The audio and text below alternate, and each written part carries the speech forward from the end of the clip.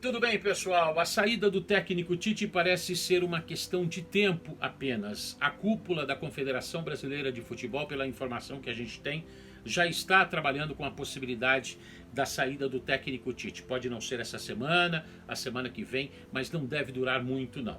Alguns fatores pesam para que a cúpula da CBF pense nesse sentido.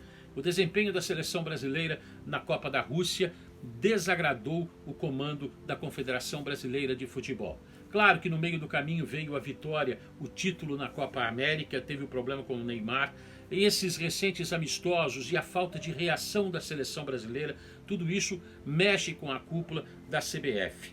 A Confederação Brasileira de Futebol ainda não tem um nome certo para assumir a seleção brasileira, mas pelo que a gente ouve, até pelos bastidores, tem uma questão.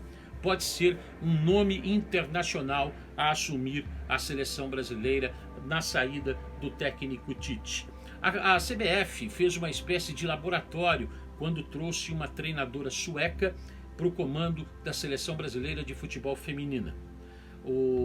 A Pia, ela tem uma capacidade muito grande, ela bicampeã olímpica com os Estados Unidos, mas trazer uma treinadora estrangeira, a CBF ficou observando muito o comportamento de torcida, o comportamento da própria imprensa e não houve uma reação negativa. E a Pia está mostrando um bom trabalho à frente da seleção brasileira. É só um começo também, mas um bom trabalho em frente no comando da seleção brasileira de futebol feminino.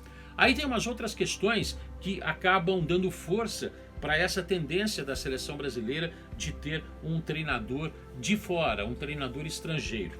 O trabalho do Jorge Jesus à frente do Flamengo até agora é incontestável. A eliminação da maneira como foi em cima do Grêmio, de 5-0 no jogo da volta, a liderança absoluta no Campeonato Brasileiro, com folga, uma folga que não se via há muito tempo na era dos pontos corridos, uma folga tão grande nessa altura do campeonato, isso pesa a favor.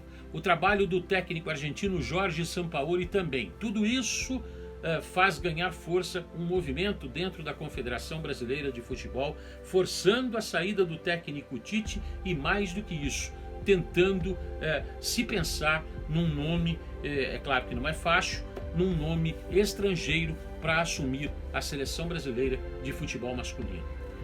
Conversei com gente influente na Confederação Brasileira de Futebol, parece que essa é mesmo uma tendência e devemos ter novidades nos próximos dias, tá bom?